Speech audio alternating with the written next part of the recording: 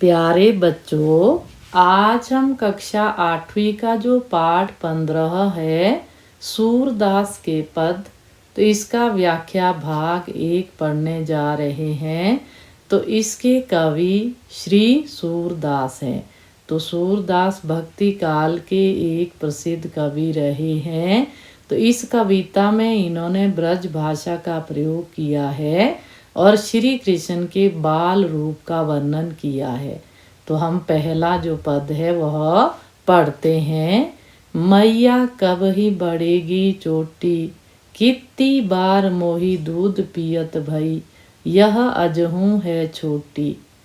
तू जो कहती बल की बेनी, ज्यों हवे है लांबी मोटी, काढ़त गूहत नहावत, जई है नागिनी सी भूई लोटी। कांचौ दूध पियावत पची पची, देती ना माखन रोटी। सूर चिर जीवऊ दऊ भैया, हरि हलधर की जोटी। तो बच्चों, ये तो हमने साधारण रूप से इसका वाचन किया, सस्वर वाचन। अब हम इसे गाकर भी कर सकते हैं। तो आओ इसका अभ्यास करते हैं। मैया कब ही बढ़ेगी चोटी, मैया कब ही बढ़ेगी चोटी, कितनी बार मोही दूध पियत भई, यह अजहू है छोटी। मैया कब ही बढ़ेगी चोटी, तू जो कहती बल की बेनी, ज्यों होए है लांबी मोटी। मैया कब ही बढ़ेगी चोटी, काढ़त गूहत नहावत, जई है नागिनी सी भूई लोटी। मैया कब ही बढ़ेगी चोटी, कांचौ दूध पियावत पची पची, देती न माखन रोटी। मैया कब ही बढ़ेगी चोटी, सूर चीर जीवऊ दो भैया, हरि हलधर की जोटी। मैया कब ही बढ़ेगी चोटी। तो ये बच्चों, हमने इसका सस्वर वाचन भी किया, तो गाकर भी इसे आपके सामने मैंने रखा, तो आप भी गा सकते हैं। अब हम इसके कठिन शब्दों के अर्थ जानते हैं। मैया यानी कि माँ, कब ही यानी कि कब, बढ़ेगी बड़ी होगी, चोटी यानी कि बालों को जब गूंथते हैं तो वह चोटी कहलाती है। कितनी कितनी, मोही मुझे, पियत पीना, अजहू अब भी, छोटी यानी कि छोटी।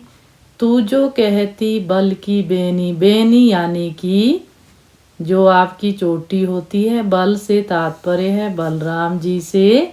लांबी मोटी यानी कि लंबी और मोटी। काढ़त गूहत होता है उसे गूंथना, चोटी को। नहावत यानी कि नहाती है। नागिनी, नाग का स्त्रीलिंग नागिनी यानी कि सर्पिणी। भूई भूमि, लोटी लेट जाना। कांचौ कच्चा, पियावत पिलाती है। पची पची बार बार। माखन यानी कि मक्खन। सूर कवि सूरदास जी। चिर जीवऊ लंबे समय तक। दऊ दोनों की। हरि हलधर, हरि यानी कि श्री कृष्ण, हलधर कहते हैं बलराम को। जोटी यानी कि जोड़ी। तो अब इसका सरलार्थ करते हैं बच्चों। प्रस्तुत पद सूरदास द्वारा रचित है। इस पद में बालक कृष्ण माता यशोदा से शिकायत कर रहे हैं। बालक कृष्ण यशोदा माता से शिकायत करते हैं कि माँ, मेरी यह चोटी कब बड़ी होगी।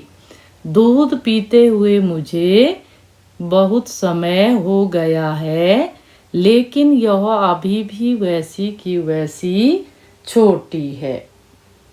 माँ, तुम तो कहती हो कि मेरी ये चोटी बलराम भैया की चोटी की भांति मोटी और लंबी हो जाएगी।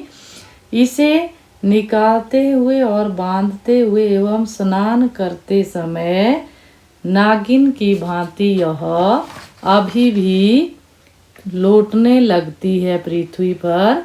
मैया तुम तो बार बार मुझे कच्चा दूध पीने के लिए देती हो, लेकिन मक्खन और रोटी खाने के लिए नहीं देती हो। पद के अंत में भक्त सूरदास जी कहते हैं कि बलराम और कृष्ण इन दोनों भाइयों की जोड़ी सदा बनी रहे।